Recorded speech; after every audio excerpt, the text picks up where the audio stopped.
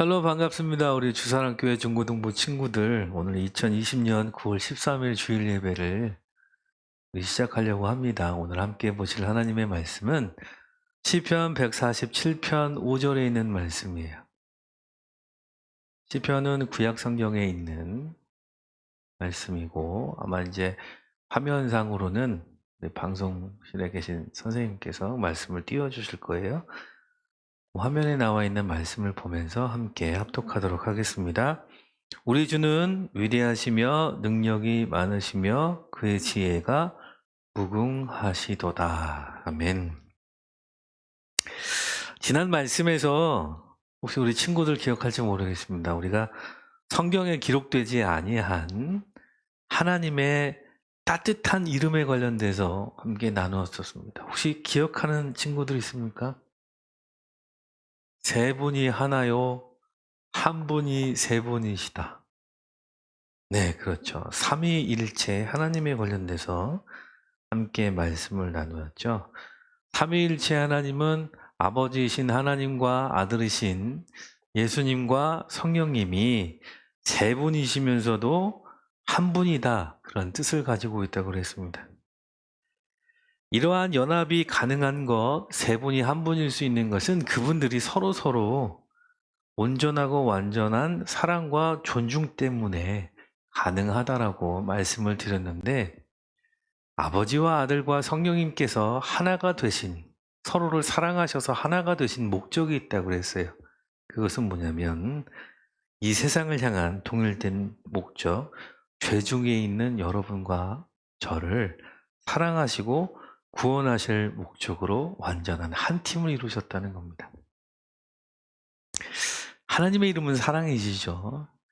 인간을 너무 사랑하셔서 구원을 계획하신 분이 누구예요? 아버지 하나님이시고, 이 구원을 이루어 주신 분이 누구냐? 이게 아들 예수님이신 거죠. 그리고 성령님께서는 뭐 하시느냐? 이제는 예수님을 믿는 사람들에게 구원의 보증이 되어 주셔서 예수님을 믿으면 성령님이 오세요. 이 성령님을 통해서 이 사람은 하나님의 자녀가 되었구나라는 것을 주님께서 확증해 주신다는 거죠. 그래서 아버지 하나님도 이 아들 예수님도 성령 하나님도 결국은 이 세 분이서 하나를 이루어서 행하셨던 것들은 여러분과 저를 구원하시는 그러한 일들이었습니다. 그래서 이 세 분 하나님의 실체는 뭐예요? 사랑이에요, 사랑. 그것이 하나님의 본성이고 실체입니다. 그렇기 때문에 사랑을 통해서 아버지와 아들이 그리고 성령님이 하나가 되실 수 있었다는 것이죠. 예수님께서는 우리에게 이러한 계명을 주셨습니다. 하나님을 사랑하고 이웃을 사랑하라. 이 이야기는 예수님께서 하나님을 사랑하셔서 온전한 뜻 가운데서 아버지와 하나가 되셨던 것처럼 여러분들도 사랑의 실체가 되시는 하나님을 사랑하고 그분께 바침으로 인해 하나님과 연합을 이루라는 것이겠죠. 나아가서 이웃을 사랑하라 라는 이야기도 똑같은 말이겠죠. 하나님과 하나가 되고 이웃과 하나가 되라. 이것이 사실은 하나님께서 우리에게 주시는 그런 말씀이고, 이 말씀과 이 계명의 중심에 결국은 사랑이라는 단어가 있는 거예요. 우리 주사랑교회 중고등부 친구들도 예수님의 사랑과 같이 온전한 사랑을 이루어서 하나님과도 하나가 되어지고 이웃과도 하나를 이루는 복된 우리 친구들이 되기를 소망합니다. 오늘 말씀을 통해서는요, 삼위일체 하나님 중에서 아버지 하나님에 관련된 이야기를 조금 더 하고 싶어서 이 말씀을 찾았습니다. 여러분 혹시 하나님을 본 사람이 있습니까? 방송실에 계신 선생님 혹시 하나님 보신 적 있으세요? 하나님이 우리 눈에 쉽게 보이지는 않으시죠. 눈에 보이면 많은 사람들이 하나님을 믿을지도 모르겠습니다. 그런데 하나님이 우리 눈에 보이지 않아요. 중요한 것은 우리 눈에 보이지 않는다고 해서, 내 눈에 보이지 않는다고 해서 하나님이 안 계시거나 없다고 할 수는 없다는 거죠. 이전에 이제 목사님이 함께 우리 친구들하고 나눴었던 말씀인데, 성경은 하나님이 없다라고 말하는 사람을 향해서 뭐라고 얘기하냐면 어리석은 자다라는 말을 씁니다. 하나님이 없다라고 생각하는 사람은 하나님 앞에서 어리석은 자라고 평가를 받는다는 거예요. 사람의 눈은요, 생각보다 그렇게 좋지 않습니다. 목사님도 요즘 나이가 들었나 봐요. 노안이 와가지고 안경을 썼는데도 이게 잘 안 보여요. 눈에다가 힘을 주고 막 이렇게, 아주 여기 눈빛 보이죠? 불타는 눈빛 보이죠? 힘 주고 봐도 잘 안 보여요. 비싼 다초점 안경을 쓰고 있는데도 잘 안 보여요. 근데 이 눈이 참 웃긴 것은요, 너무 가까이 있어도 못 봐요. 그리고 너무 멀리 있어도 잘 안 보입니다. 요 앞에 종이 한 장이 있잖아요. 여기다가 목사님이 사랑이라는 단어를 쓰고 눈앞에서 이렇게 가까이 보면 보일까요? 안 보일까요? 안 보이죠. 너무 가까이 있어도 안 보이고 너무 작아도 안 보입니다. 반면에 너무 멀리 있어도 안 보이고 너무 커다래도 안 보여요. 오늘 아침에 목사님이 일어날 때 굉장히 깜짝 놀랐습니다. 자고 일어났는데 어떤 얼굴 하나가 바로 제 앞에 이렇게 있었던 거죠. 눈 뜨자마자 깜짝 놀랐는데 누군지 못 알아봤어요. 둘째 아들이 목사님 깨운다고 자기 코를 내 코에다 대고 눈을 이렇게 맞대고서 본 거죠. 잘 안 보여서요, 누군지는 못 봤던 거죠.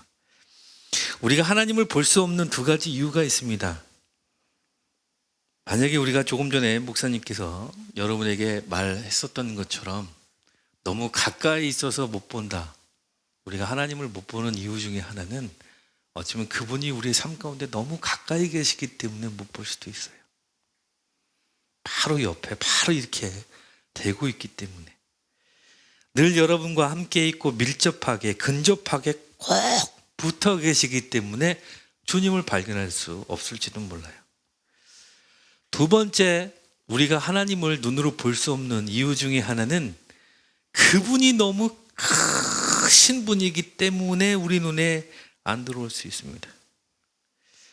오늘 본문 말씀 우리가 함께 읽었었던 시편 147편 5절 말씀 초두에 보면 시편 기자가 말하기를 우리 하나님은 위대하신 분입니다 라고 기록하고 있어요. 그런데 옛날 성경에는 어떻게 번역이 되어 있냐면, 요즘 목사님이 한자 공부를 하고 있으니까, 이야, 이런 공부도 했어요. 예전에는 뭐라고 이렇게 썼느냐. 혹시 읽을 수 있는 친구 있습니까? 읽을 수 있어요? 그렇죠. 읽을 수 있지만 안 읽죠. 광대. 웃기는 광대가 아니에요. 이 한자는 넓을 광이에요. 넓을 광, 큰대. 하나님은 너무 크시고 하나님은 너무 넓으신 분이셔서 우리가 주님을 못 볼 수 있다는 거예요. 눈에 담기에는 너무 넓고 크신 분이기 때문에 우리가 하나님을 볼 수가 없는 거예요. 두 가지겠죠. 그분은 크신 분이기 때문에, 그리고 우리와 너무 가까이 계시기 때문에 우리가 우리의 눈으로 하나님을 볼 수 없을지도 모릅니다. 중요한 것은 그 크신 하나님이요, 우리 여러분과 저를 사랑하셔서 늘 가까이 하시고 심지어는 우리 안에 함께 거하시기를 원하고 계신다는 거예요. 왜냐하면 그분은 여러분과 저를 사랑하시는 사랑의 하나님이기 때문에 그렇습니다. 보통 사람들은 자기가 이해하는 것만 믿어요. 이해가 안 되는 것들은 그런 게 어디 있어, 말도 안 돼 라고 쉽게 이야기하고 치부하면서 잘 믿지 않죠. 하나님을 믿기 어려운 또 다른 이유 중에 하나는 무엇이느냐, 하나님의 능력이 너무 대단하기 때문에 이해할 수 없기 때문에 우리가 하나님을 잘 못 믿을 수도 있다는 거예요.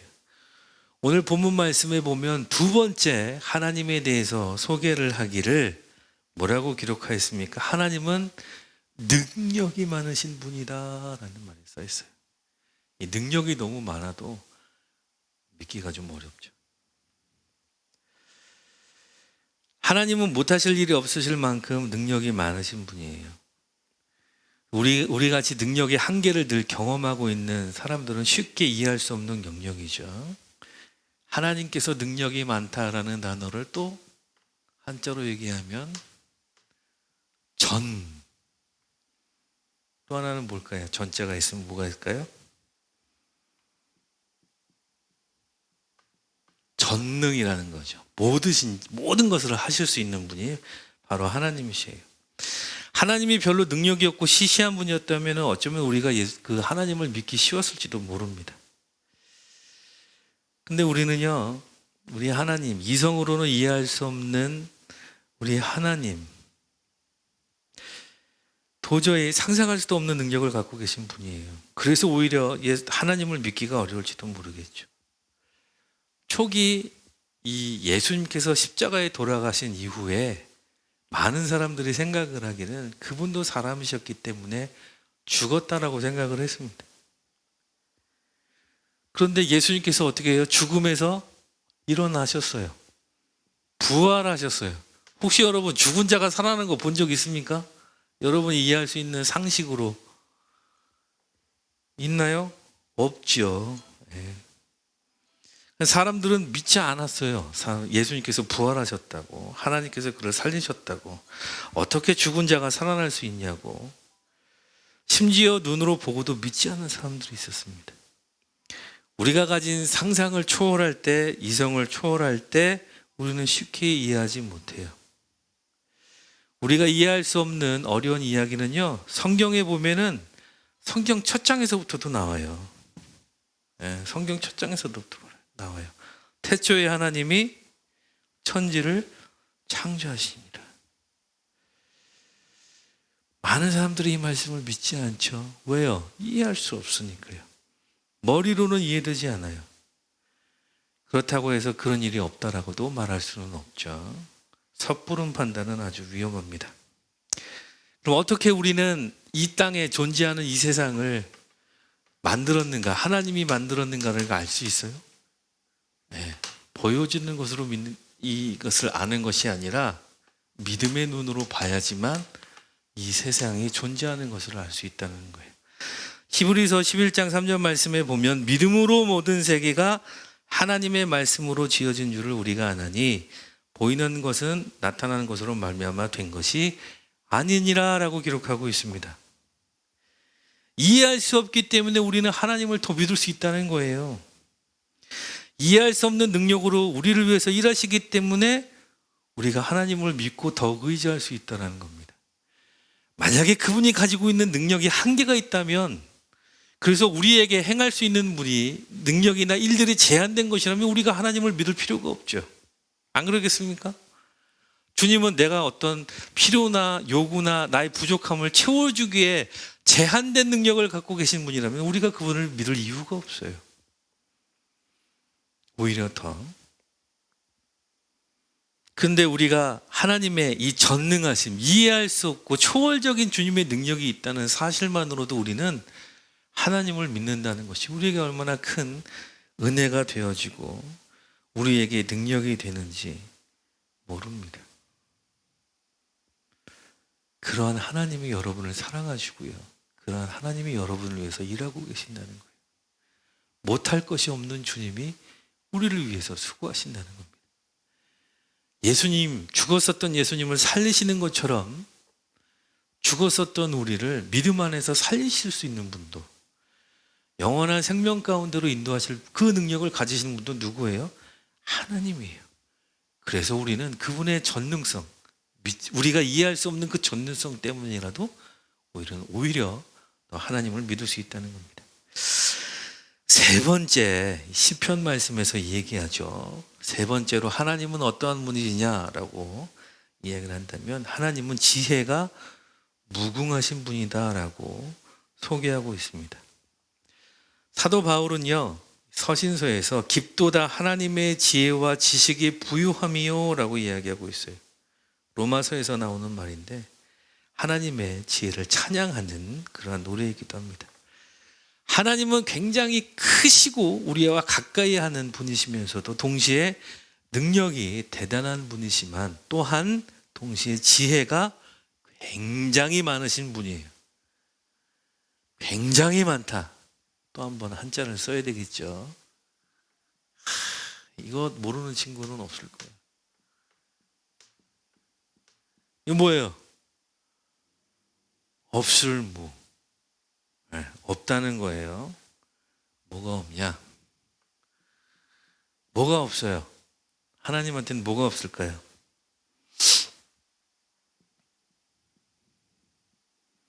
이 뭐예요? 다할 궁. 다함이 없어요. 메마름이 없다는 거예요. 다함이 없는 지혜를 갖고 계신 분이에요. 하나님은요, 저 깊은 바다 밑바닥보다도 끝없는 지혜를 갖고 계신 거예요. 바다도 끝이 있고 제한이 있지만 하나님의 지혜는 무궁하시다는 겁니다. 다함이 없다는 거예요. 끝이 없다는 거죠. 소진되지 않는다는 거예요.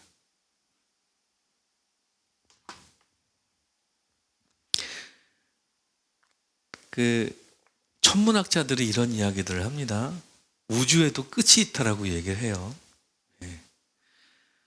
그런데 우주를 만드신 하나님의 지혜는요, 그 끝이 있는 우주보다도 더 넓어서 끝이 없다는 얘기죠.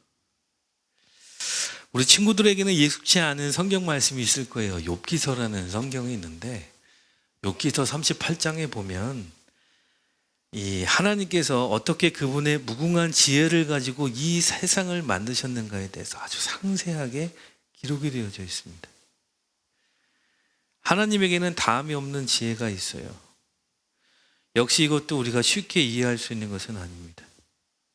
그렇지만 쉽게 이해할 수 없기 때문에 우리가 뭐 할 수 있다는 거예요? 더욱 믿을 수가 있다는 것이죠.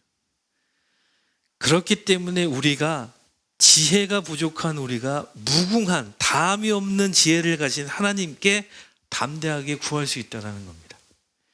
야고보서 1장 5절 말씀에 보면 이런 말씀이 있어요.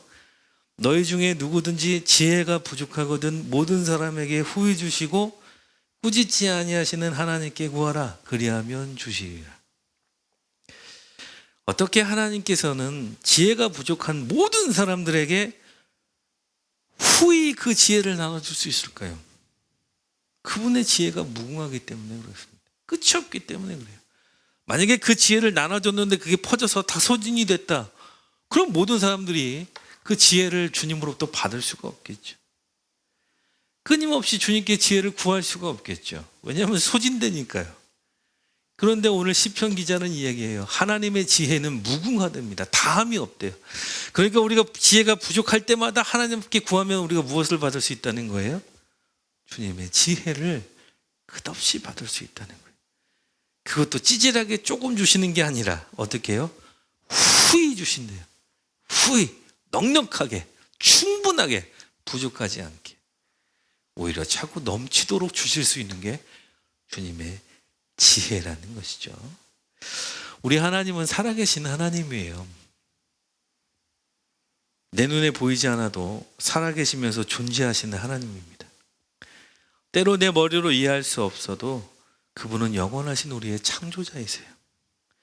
하나님은 너무 크신 분이시고 능력이 대단히 많으신 분이시고 지혜가 많으신 분이에요.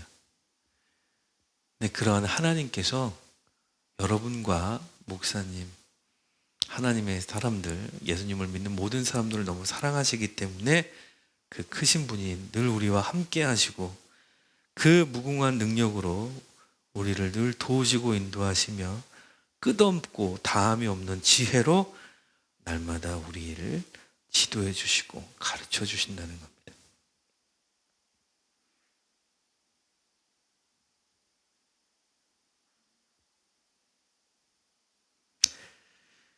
늘 주님을 가까이 하세요. 여러분이 주님을 보지 못하는 것은 그분이 여러분과 너무 가까이 있기 때문에 그렇습니다. 성경은요, 하나님을 가까이 하라 그러면 하나님께서 너희와 가까이 하시리라고 말씀하고 계세요. 주님이 우리 곁에 가까이 있지만 여러분도 주님을 더 가까이 해야 해요. 그리고 주님의 능력을 날마다 구하세요. 죽은 자를 살리실 수 있는 주님께서는 여러분께서 삶을 살아가면서 경험하게 되어지는 그 한계를 도우시고 이겨낼 수 있는 힘과 능력을 더해 주실 수 있는 분입니다. 지혜가 부족하거든 야고보서 말씀처럼 공부를 하다가 지혜가 부족하거나, 어떤 이들은 이제 앞으로 취업을 준비하는 친구들도 있을 거예요. 사람을 상대할 때 필요한 지혜가 부족하거나, 어떤 문제를 해결할 때 필요한 그런 지혜와 지식과 능력이 부족할 때 주님께 구하세요.